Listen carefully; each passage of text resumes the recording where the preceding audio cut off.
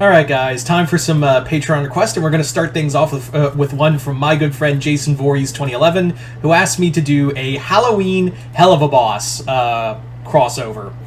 As always, if you guys would like to have Patreon requests done, just hit the link below, head on over to my Patreon, you guys can start sending me requests for videos to do here on YouTube. But other than that, let's get started with the video. So, the story begins actually at the end of, well, Halloween Ends, where, yes, Michael is finally dead, and he's in hell. Michael has Michael's finally dead, and he's gone to the one place that you'd think he would go, hell. Now, in hell, Michael has, Michael doesn't really understand it. Like, Michael just thinks, like, oh, it went dark and now I'm up in some weird city. So it doesn't really register to Michael at all that he is dead. He is basically just on the thought process of, I'm just going to keep killing. And if you're wondering what he looks like what Michael would look like in hell, it's not really anything different. He hasn't changed, like, his design, usually in characters when they go to hell in Has-Been or Helluva Boss, they change dramatically. But in here, the whole thing of it is that Michael didn't change. He didn't look any different on the however, that's not to say he didn't change at all. On the outside, he looks totally fine, but on the inside, there's nothing. And when I mean there's nothing, he's literally, his body has become his costume. Because Michael has always seen himself as his costume. So, to him, Michael has become, like, he's no longer human, as Dr. Loomis always said. So, here, Michael has, finally fully embraced the form of the shape. So, yeah. So that's it. Michael's just now the costume. So Michael, not having any weapons, he just like gets up like he always does, looks around, and he immediately realizes that this is not he realizes this isn't like Haddonfield or like maybe even Earth to him, but at the same time he just doesn't care. He's just gonna do what Michael does, kill. So Michael's first thing is he needs a knife, because the knife didn't come with him. So Michael is like walking around. He does find like a house, and it's just it's a cannibal literally killing and eating someone else. And Michael like comes in and he's like, "Who the fuck are you?" Michael just fucking grabs it, takes his knife, puts it through, like twists his arm around to get him by the throat, and then just push it down to cut his like whole chest open. Take the knife and be like. And now Michael is whole again, now that he once again has a knife. So from there, like I said, Michael does what Michael does best. He proceeds to just kill. This is the night he came to hell. How do you like that for a tagline? If this was an actual crossover, that would be the legit title. The night he came to hell. So Michael. Nothing has changed for Michael, and he just goes through hell, killing whatever demon or imp or succubus or hellhound he comes across. And the thing of it is that, yeah, no one's really disturbed by this at first, because, yeah, hell is full of murderers and rapists and cannibals and psychopaths, that it would make sense that, just another this is another serial killer.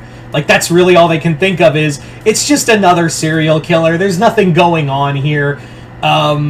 So Michael is able to kill without since there is kind of a law enforcement in hell, but Michael hasn't rattled any cages yet. And what I mean is, he hasn't killed anyone important or threatened anyone important, like one of the Hell Lords or the Seven Deadly Sins. He hasn't done that. He's just gone on a killing spree throughout. But Michael is known in hell, so when Michael Myers did, die, everyone knew he was going to come to hell.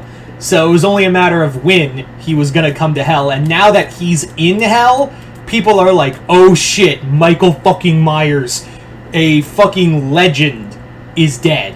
Like, Michael is finally dead, and now he's in hell, and now he's killing his way through, now he is basically killing his way through just tons and tons of demons left and right. But again, nothing is being done about Michael because, well, it's hell. No one fucking cares. That is until Octavia this is also the night Octavia goes out to visit some friends. She wants to get away from the whole spats between Stolas and Stella. So Octavia just goes out into the night, and Michael sees her. Michael sees her and her friends, and they're gonna go to a party. They're just gonna go to a party, have some fun, and yeah, Michael proceeds to just like he saw in Lori. Even though it wasn't really like he wanted Lori, but it was that same feeling of, I'm gonna kill them all. I see them and I'm going to kill all of them. So yeah. So Stolas didn't want his daughter out. Didn't want his daughter out tonight, but she's once again gotten away from his grasp. So Stolas calls Blitz and is like, Blitzy, my daughter has gone missing again. Can you go and find her? I'm worried. I'm worried sick about her. Can you go and find her? And he's like, yeah, fucking sure. Yeah, I can do that. So IMP is just like, well, Blitz is, Stolas' daughter, has gone missing again. Luna, you're with me. You seem to have some connection to the kid. Millie and Moxie, you go search around downtown. And sir, you're just making a general general prediction that she's here. She could have escaped and gone to Earth again. And they're like, no, I got the book. I got the book for the weekend. It's totally fine. There's nothing, she's definitely in hell. So let's stop talking. So so Stolas can get back to fucking me. Let's get back to business. So Blitz and Luna go one way, Moxie and Millie go another. And of course, back with Octavia, she is at this party and Michael has arrived. So Michael is slowly stalking the members of this party, the party goers, one by one. He is just killing his way left and right through every party goer that he comes across. There's no mercy, none of that. You know the deal. This is the shape we're talking about. He is just gonna brutally murder every fucking one of these assholes, and none of them are going to live. It is until he comes across, finally Octavia, and Octavia becomes our final girl, and Michael stalks her through the house, killing what other demons or idiots get in his way. So when one guy's like, hey man, hey man, you're not so tough, you're Michael, and then Michael just puts the knife through his head and pulls it out, splitting his face in half. And he just looks back at Octavia and goes and chases after her. So Octavia does hold her own while being pursued by Michael, but eventually, she does get her hand stabbed through the wall, and she's pinned there and can't get it out. So Michael proceeds just, after pinning her with the knife, he just starts strangling her. That is until Blitz comes crashing through the window and tackles Michael. And they're like, Blitz! Luna gets the knife out and she's like, hold still, this is gonna really fucking hurt. So Luna gets out, Octavia just screams in pain, but she's like, I told you it was gonna hurt. And they're like, and Octavia's like, that's Michael Myers. And Blitz is like, what, the actor? I always knew he was an asshole, I knew he was gonna end up here. No, the serial killer, you idiot! Oh, this complicates things. So Blitz and Luna fight Michael. And at first Blitz is like, dude, you're just a guy wearing a William Shatner mask. You're not scary. You're not scary. And that's when Michael just backhands Blitz into a wall and proceeds to fight Luna. And Luna puts on some good hits. But the thing of it is, since Michael is dead, he can die again in hell. Those are kind of the rules. But pain, he has a lot more tolerance for pain than he did before. And it was at a supernatural level. But Michael just houses both of them and then proceeds to leave. But Millie and Moxie show up just in time. They got they caught on that something was going wrong.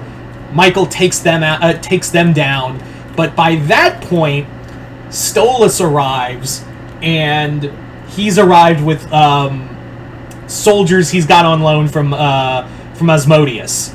And Michael proceeds to just take out his knife again and proceeds to fight and kill his way through all of these motherfuckers. Until eventually Stolas is like, good lord, there's no stopping this thing. He was a monster on Earth, but I think bringing him to hell made him something worse.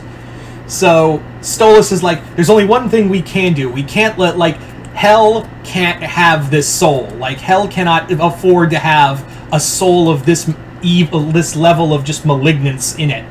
So Stolas uses his power to send Michael back to Earth. His body is regenerated out of the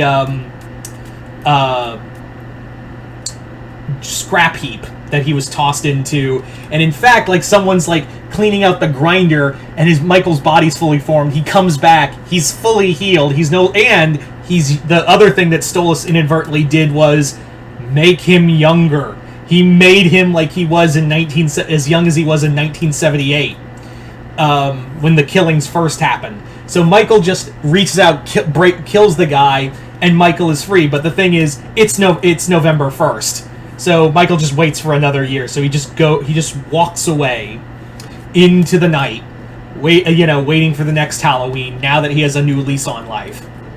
So there you go, guys. That is my Helluva Boss Halloween crossover. Once again, I'd like to thank Jason Voorhees 2011 for this Patreon request and continued patronage. And like I said, if you'd like to have a Patreon request done, just hit the link below, head on over to my Patreon, hit the 3rd tier, and yeah, other than that, hope you all enjoyed this. I'm Mr. Multiverse. See you next time in the Multiverse.